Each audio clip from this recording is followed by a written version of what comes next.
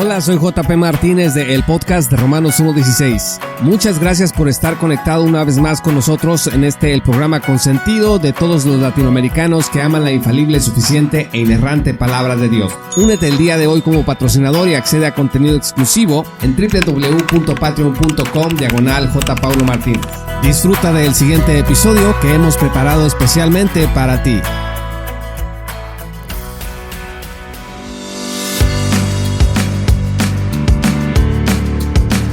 Seguimos en esta serie El Evangelio bajo ataque de Saints Hodge y esta vez vamos a hablar acerca de lo que significa permanecer en Cristo. Hay diferentes preguntas relacionadas con esto.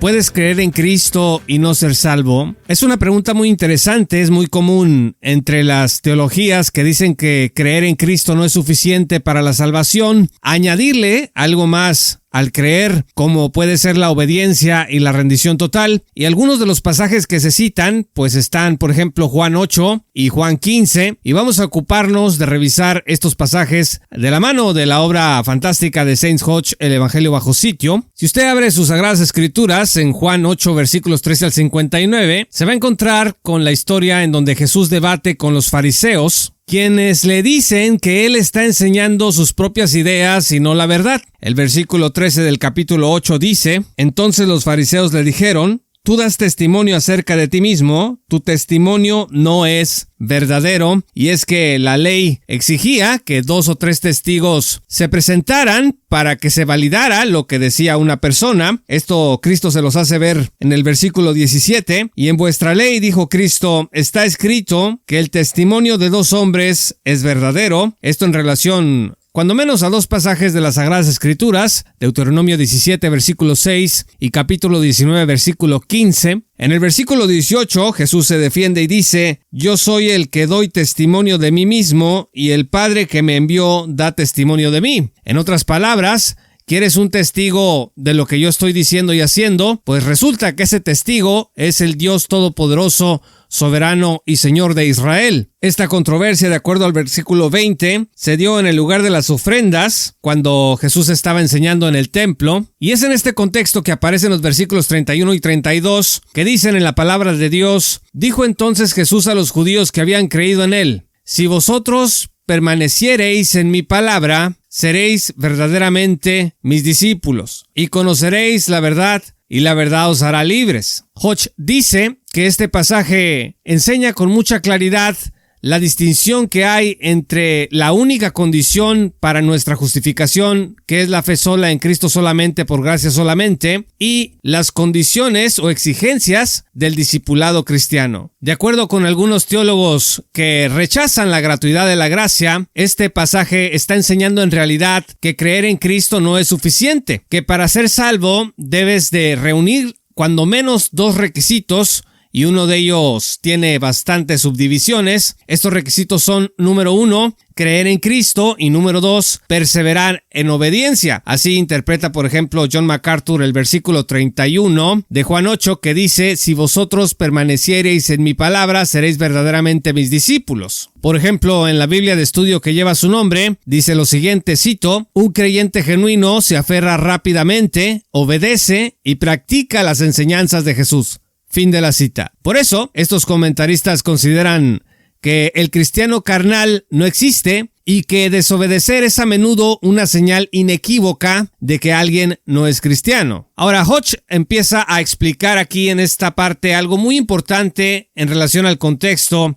En el primer siglo, un discípulo de cualquier maestro le acompañaba. Si el maestro viajaba, el discípulo iba con él. La tentación de querer regresar a casa pues estaba latente, así que había que permanecer con el maestro a pesar de esa inclinación a quererse retirar a lo que uno conoce, a lo que es seguro, a lo que es cómodo. Pues había que resistir esa tentación para seguir aprendiendo de cualquier maestro. Y en este caso, Cristo dice en el versículo 31 que sus discípulos deben de permanecer en él para ser verdaderamente sus discípulos, es decir, seguir a su lado, aún por encima de compromisos familiares, de las comodidades que uno ha dejado atrás. Por eso, permanecer, esta palabra, no es aquí una referencia a una condición que Cristo está poniendo adicionalmente a tener fe en él para salvar a una persona. Es decir, A diferencia de lo que MacArthur y otros interpretan de este pasaje, dentro de la así llamada salvación por señorío, Cristo nos está diciendo, a ver, vas a tener fe en mí en primer lugar y en segundo lugar vas a permanecer en mí, de manera que cuando reúnas esos dos requisitos, entonces yo te salvaré. Permanecer en Cristo significa que el discípulo debe estar obedeciendo constantemente a su Señor, a su Maestro, para seguir creciendo y aprendiendo. Y en el versículo 32, Jesús es muy claro, dice, y conoceréis la verdad y la verdad os hará libres. Tienes que permanecer en Cristo, tienes que seguir con Cristo para que esta verdad pueda dirigir tu vida. En el libro de los Hechos, los discípulos eran pues los que permanecían en la iglesia congregándose y que estaban en contacto constante con la doctrina de los apóstoles, porque eso significaba estar en contacto con las enseñanzas mismas de Cristo que los discípulos de él habían recibido directamente. Entonces, ¿cuál era el proceso para convertirse en discípulo? Pues creer en Cristo y ser bautizado para después recibir instrucción. Fíjese lo que dice Hechos 2, versículos 41 al 42. Así que los que recibieron su palabra fueron bautizados, y se añadieron aquel día como 3,000 personas, y perseveraban en la doctrina de los apóstoles, en la comunión unos con otros, en el partimiento del pan y en las oraciones. Vea usted que lo primero que pasó es que recibieron la palabra, después fueron bautizados y después perseveraron en la doctrina de los apóstoles y todo lo demás. Hodge dice que el primer acto de obediencia de un discípulo es el bautismo, así que ahora vamos a ir a Juan 15 para terminar de asentar qué significa permanecer en Cristo de una manera todavía más clara. Juan 8:31 dice que si permaneces en Cristo serás verdaderamente su discípulo. Juan 15 versículos 1 al 7 dice que si permaneces en Cristo vas a llevar mucho fruto. Podemos citar adicionalmente, por ejemplo, que hay otro tipo de permanecer en Cristo, como por ejemplo cuando en Juan 6, versículo 56, Jesús dice que tener comunión con Él es permanecer cuando habla de su carne y de su sangre. Y Juan 1, versículo 38 al 39, cuando habla de los discípulos de Juan que siguieron a Cristo, pues ahí se habla de que estos discípulos se quedaron con Cristo ese día porque ya era tarde. ¿Esto por qué lo digo? Porque es importante tener el contexto en donde está usada la palabra permanecer, quedarse con Él para entenderlo correctamente. Permanecer como discípulo, estimados amigos, no es una garantía. Hodges dice que ser un discípulo es algo que uno mismo puede interrumpir o incluso puede uno terminar debido al pecado. Eso significa que permanecer en Cristo como un discípulo para llevar mucho fruto no es algo automático, pero fíjese lo que dice Jesús en Juan 15. Yo soy la vid verdadera y mi Padre es el labrador. Todo pámpano que en mí no lleva fruto, lo quitará. Y todo aquel que lleva fruto, lo limpiará para que lleve más fruto. Ya vosotros estáis limpios por la palabra que os he hablado. Permaneced en mí y yo en vosotros. Como el pámpano no puede llevar fruto por sí mismo, si no permanece en la vid, así tampoco vosotros si no permanecéis en mí. Yo soy la vid, vosotros los pámpanos. El que permanece en mí y yo en él, éste lleva mucho fruto, porque separados de mí nada podéis hacer. El que en mí no permanece será echado fuera como pámpano, y se secará, y los recogen, y los echan en el fuego, y arden. ¿Por qué si permanecer en Cristo y llevar fruto es algo automático, como enseñan muchos? Jesús está diciendo aquí que es nuestro deber permanecer. Estaría de más que estuviera pidiendo algo así. Es como en Romanos 12, cuando el apóstol Pablo dice, renueven su mente. ¿Por qué si automáticamente cuando uno tiene fe en Cristo, uno rinde totalmente su vida al Señor? ¿Por qué el apóstol Pablo está diciendo que debemos de renovar nuestra mente? Es que, estimados amigos, permanecer en Cristo es nuestra responsabilidad. Renovar nuestra mente es nuestra responsabilidad. No podemos llevar frutos sin permanecer. Así que, para que quede claro, Juan 15 no es una discusión sobre nuestra justificación, es una discusión sobre la santificación, sobre lo que tenemos que hacer para que la vida de Cristo en nosotros fructifique. Y podemos preguntarnos, ¿es verdad que toda persona salvada por Cristo llevará fruto? La respuesta es esta: sí, siempre y cuando permanezca en él. Juan 15, versículo 5, lo acabamos de leer, dice, yo soy la vid, vosotros los pámpanos, el que permanece en mí y yo en él, este lleva mucho fruto. Esta es una cláusula condicional. Si no permaneces en Cristo, no llevarás el fruto que debes de llevar. Cuando Jesús dice, separados de mí, nada podréis hacer, está hablando de que no vamos a llevar ningún fruto si no obedecemos sus palabras. No significa que no somos salvos. Este es un llamado a obedecer para llevar el fruto que glorificará a Dios. Ahora, ¿cuáles son las consecuencias de no obedecer a nuestro Salvador? Aquí el versículo 6 tiene una descripción bastante gráfica. Lo voy a repetir. El que en mí no permanece será echado fuera como pámpano y se secará, y los recogen y los echan en el fuego y arden. Esto se puede unir al versículo 2 que dice, todo pámpano que en mí no lleva fruto lo quitará. Y hay estudiosos y hermanos y creyentes que han concluido que aquí cuando dice que seremos quitados, que seremos secados y que se nos va a echar en el fuego, se está refiriendo a la condenación eterna, que seremos echados al infierno. Tenemos que entender, sin embargo, que la palabra fuego o arder no siempre se refiere a la condenación eterna en las Sagradas Escrituras. Le voy a dar un ejemplo.